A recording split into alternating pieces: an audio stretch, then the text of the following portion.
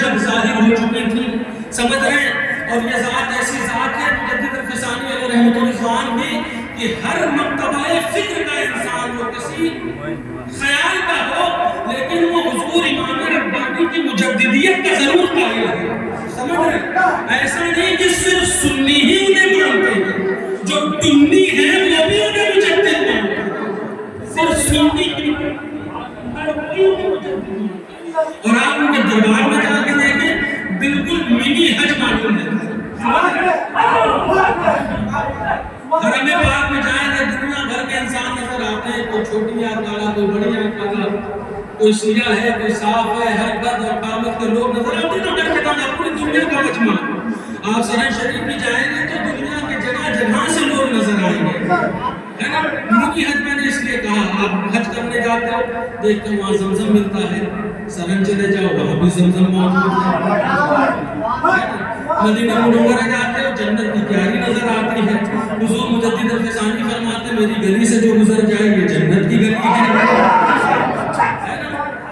حرم پاک میں داخل ہوتے ہو، کعبے کا طواف کرتے ہو، سرن چلے جاؤ مقام خانہ کعبہ ہے، وہاں دو نفل پڑھ دو، وہی ہے سوال۔ تو یہ بارگاہ ایسی بارگاہ ہے، اور کسی آپ ہی کے زمانے میں کسی طالب کے دل میں شک پیدا ہو گیا کہ ایسا کیسے پاسبل ہے، ایسا کیسے ممکن ہو سکتا ہے؟ 4-5 ہزار کلومیٹر دور مکہ جہاں زمزم، اور وہاں سے اتنی دور یہ سرہند ہے، کہاں سے زمزم؟ یہی خیال اس کے دل میں پیدا ہوا، حضور نے کرم کیا کہ پہنچ گیا حرم پاک، حج کے سفر پر گیا۔ اب اس وقت آج تو پورا ایریا وہ کورڈ ہو چکا ہے، زمزم کا کنواں نظر نہیں آتا ہے، جو لوگ گئے ہوں گے دیکھا ہوگا، لیکن ایک زمانہ ایسا تھا کہ پورا اوپن تھا، کھلا تھا، اور اس میں ڈور ڈالا جاتا تھا، اس سے بالٹی سے لوگ کھینچ کر مجاہد کرام پانی نکالتے تھے، پیتے تھے۔ تو یہ شخص بھی گیا،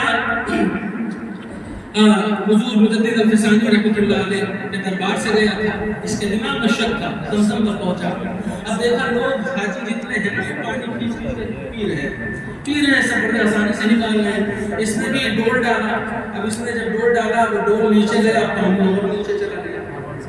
اور نیچے چلا گیا، کا ماجرا کیا ہے کچھ سمجھ میں نہیں آیا،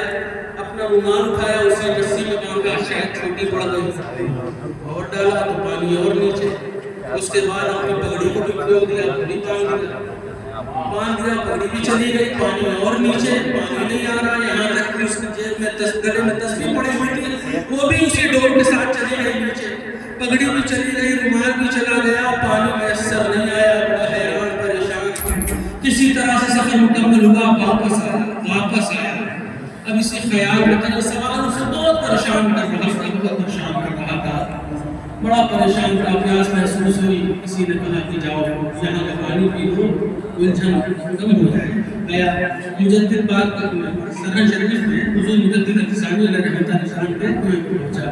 اب جب یہاں ڈور ڈالا تو جب ڈور کھینچ رہا ہے تو دیکھا جو تسبیح مکے میں گری تھی وہ سرن میں نکل رہی ہے۔ پھر ڈور ڈالا، جو پگڑی اور رومال وہاں گرا تھا وہ سرن میں نکل رہا ہے، سارا شک اس کا دور ہو گیا۔ حضور مجدد پاک بھی مسکراتے رہے، فرمایا یہ واقعہ اس وجہ سے ہوا کہ تمہارے دل میں شک پیدا ہوا تھا، اللہ اکبر، اگر یہ شک پیدا نہ ہوتا تو تمہیں مکہ میں بھی پانی مل جاتا جس طرح سے یہاں مل رہا ہے۔ تو برادران محترم، یہ وہ دربار ہے، اللہ کے ولی ہے، ایسی ذات ہے حضور مجدد الفسانی علیہ رحمۃ الرضوان کی، آپ کچھ نہ کریں، صرف ان سے محبت کریں، سمجھ رہے ہیں؟ ان کی محبت ایسی ذات ہے نا، آپ نے وعدہ فرمایا،